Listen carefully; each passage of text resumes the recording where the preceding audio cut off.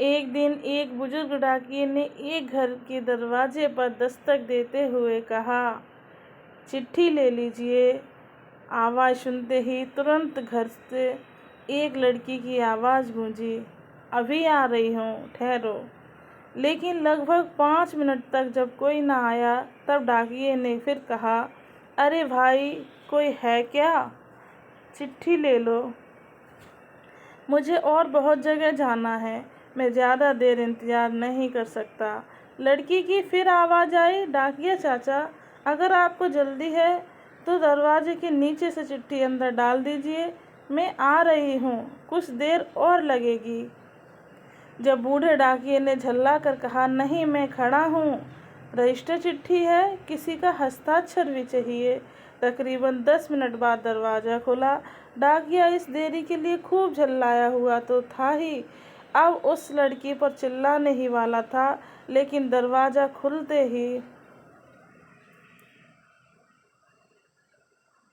वह चौंक गया और उसकी आंखें खुली की खुली रह गईं।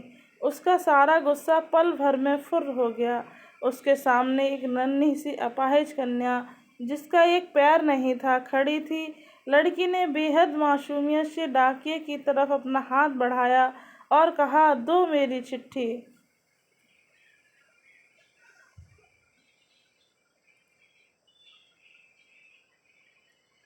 डाकिया चुपचाप डाक देकर और उसके हस्ताक्षर लेकर यहाँ से चला गया।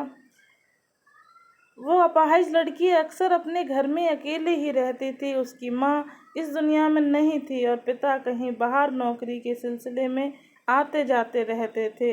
एक कामवाली बाई सुबह शाम उसके साथ घर में रहती थी, लेकिन परिस्थिति विवश दिन के समय वह अपने घर में बिल्कुल अकेली ही रहती थी। समय निकलता गया। महीने 2 महीने में जब कभी उस लड़की के लिए कोई डाक आती, डाकिया एक आवाज़ देता और जब तक वह लड़की दरवाजे तक नहीं आती, तब तक इत्मीनान से डाकिया दरवाजे पर खड़ा रहता। धीरे धीरे दोनों के बीच मेल जोल और भावनात्मक लगाव बढ़ता गया। एक दिन उस लड़की ने बहुत गौर से डाकिये को देखा तो उसने पाया कि डाकिये के पैर में जूते नहीं हैं। वह हमेशा नंगे पैर ही डाक देने आता था। बरसात का मौसम आया। फिर एक दिन जब डाकिया डाक देकर चला गया, तब उस लड़की ने जहाँ गीली मिट्टी में डाकिये के पाँव के निशान बने थे, उन पर कागज रखकर उन पाँवों का चिन्ह उतार लिया। अगले दिन उसने अपने यहाँ काम करने वाली बाई से उस नाप के जूते मंगाकर घर में रख लिए। जब दीपावली आने वाली थी, उससे पहले डाकिये ने मोहल्ले के सब लोगों से त्योहार पर बख्शीश चाही, लेकिन छोटी लड़की के बारे में उसने सोचा कि बच्ची से क्या उपहार मांगना। पर गली में आया हूँ तो उससे मिल ही लूँ। साथ ही साथ डाकिया ये भी सोचने लगा कि त्योहार के समय छोटी बच्ची से खाली हाथ मिलना ठीक नहीं रहेगा। बहुत सोच विचार कर उसने लड़की के लिए 5 रुपए के चॉकलेट ले लिए। उसके बाद उसने लड़की के घर का दरवाज़ा खटखटाया। अंदर से आवाज़ आई, कौन है? कौन? मैं हूँ गुड़िया, तुम्हारा डाकिया चाचा, उत्तर मिला। लड़की ने आकर दरवाज़ा खोला तो बूढ़े डाकिये ने उसे चॉकलेट थमा दी और कहा, ले बेटी, अपने गरीब चाचा की तरफ से। लड़की बहुत खुश हो गई और उसने कुछ देर डाकिये को वहीं इंतज़ार करने के लिए कहा। उसके बाद उसने अपने घर के एक कमरे में एक बड़ा सा डब्बा लाई और उसे डाकिये के हाथ में देते हुए कहा, चाचा, मेरी तरफ से दीपावली पर आपको यह भेंट है। डब्बा देखकर डाकिया बहुत आश्चर्य में पड़ गया। उसे समझ में नहीं आ रहा था कि वह क्या कहे। कुछ देर सोचकर उसने कहा, तुम तो मेरे लिए बेटी के समान हो, तुमसे मैं कोई उपहार कैसे ले लूं बिटिया रानी।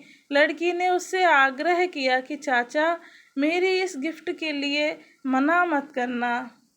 ठीक है, कहते हुए बूढ़े डाकिये ने पैकेट ले लिया और बड़े प्रेम से लड़की के सिर पर अपना हाथ फेरा, मानो उसको आशीर्वाद दे रहा हो।